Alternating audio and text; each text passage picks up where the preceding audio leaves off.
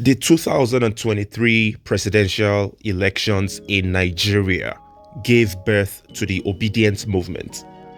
Now, it's a movement that, even if you're a hater, a detractor, you have to respect the Obidient movement. They've done excellently well.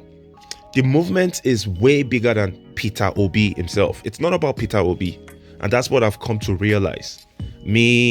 I consider myself a detractor to the movement. But I've come to realize that the Obidient movement is not even about the individual Peter Obi.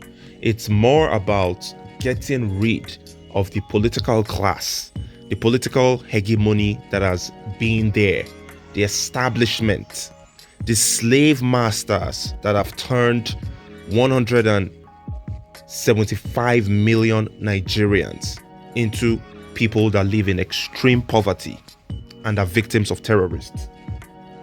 So the Obidient movement is a movement that was given birth to as a result of younger Nigerians, by the way they make up the majority of the population, coming together through a political revolution to get rid of the slave masters that have been there, especially the slave masters in PDP and APC. Now, the reason why an individual like myself has been a detractor to Peter Obi in particular is because he's a politician. As far as I'm concerned, he was part of those that contributed to what Nigeria is. That's what I believe. Even as the governor of Abia's Anambra State for 8 years, I know a lot of people like pointing out things that they feel like are commendable that he did. But in my opinion, I just feel like Anambra State is like any other Nigerian state. There is nothing to write home about. It's also a ghetto. No amenities for the people. The people are still poverty stricken. There is nothing there that would make me that I would count as tangible that Peter Obi did. That's why I am not an Obidient.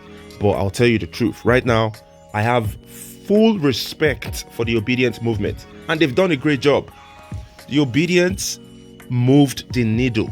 This is the first time I am in my entire life that I have seen the slave masters.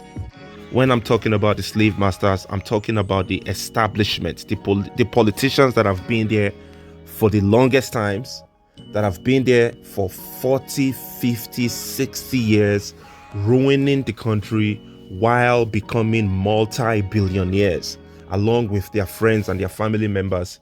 Those politicians that were referred to as the godfathers, the political godfathers, some were referred to as the elder statesmen with structures. A lot of these people are running away. They have been shook to their inner core. It's a difficult time. For the first time, I'm experiencing a difficult time for Nigerian politicians because of the Obidient political revolution. So for that reason, the Obidient political revolution has to be saluted.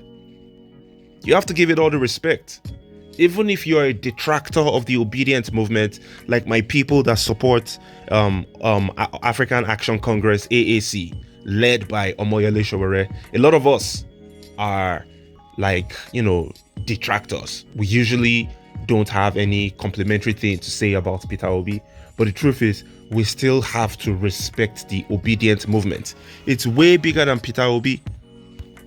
And even if Peter Obi decides that he no longer wants to be a part of this movement, he wants to drop any form of argument, because right now they are in the court proceeding in which the Obedients were robbed blatantly in the presidential elections, and they have to go to the court to fight and get back their mandate. Even if Peter Obi decides that he no longer wants to pursue that process of fighting in the court and the people should just relax and wait until maybe 2027, the Obedients are not going to listen because it's bigger than Peter Obi.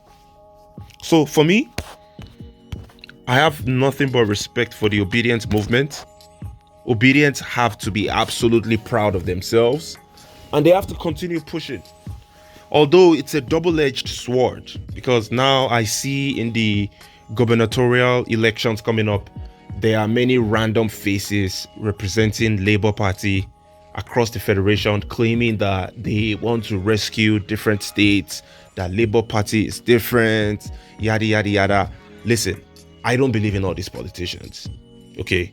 So even though I am aware that people are going to vote for Labour Party regardless who is representing that position, regardless who is the flag bearer, regardless the character, the content of the character of the flag bearer of the Labour Party in whatever state, people are going to vote for Labour Party simply because they are obedient.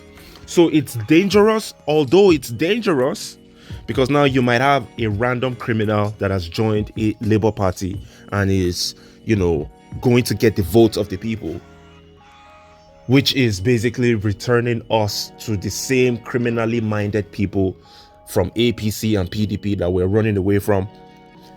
Chances of that happening extremely high. But it is what it is. It's still a political revolution. If this is the route that the people are taking, then you really don't have a choice but to support them. You might not support them 100%, but you have to support them to an extent. Because what they are doing is in your benefit. They are making the establishment, the slave masters, afraid of losing power. It's to your benefit. So me, personally, although a detractor of some individuals in the Labour Party, but I am a supporter of the Obidient movement simply because they are making the political establishment afraid and uncomfortable.